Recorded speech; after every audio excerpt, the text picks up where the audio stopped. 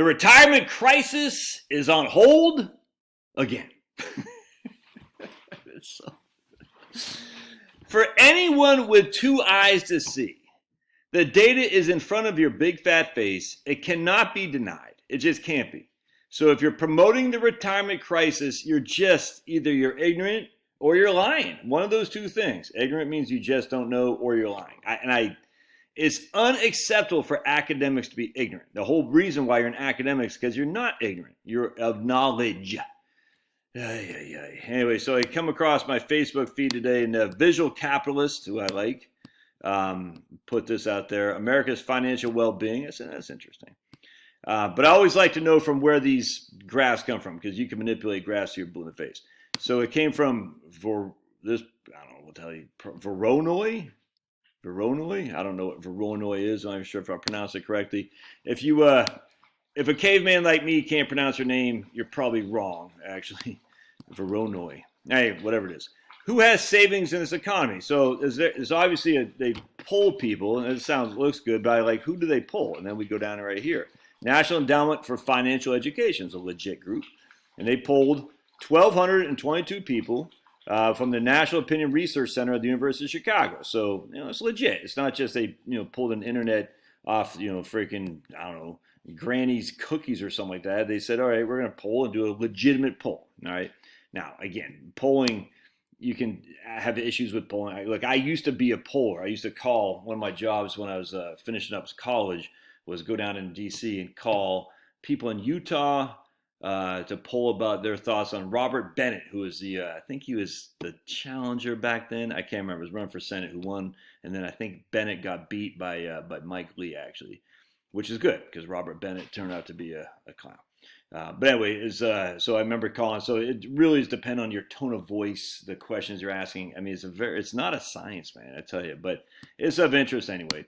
So we got 1,222 people, and they interviewed between the ages of 18 and over in the U.S., so half of them aren't even legal, that's for sure.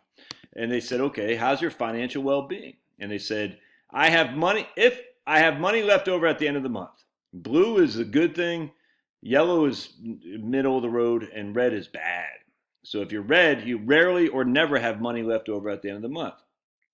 The age range, 18 to 29, about as at least have always or often have money left over at the end of the month.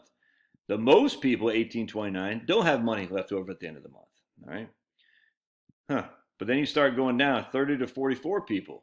More people have money at the end of the month, and less people have less money at the end of the month. 45 to 59. More people have money at the end of the month, and right about the same people have less money at the end of the month.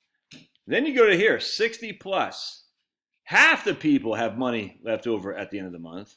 28% have sometimes money left over at the end of the month, and 23% rarely or never. This would be the category you say, oh, those are financially insecure. Rarely or never do they have money left over at the end of the month. Now, mind you, this isn't always they have money left over at the end of the month, and this isn't never they have money left over at the end of the month. But you can see this growth of people who have money left over at the end of the month as you age.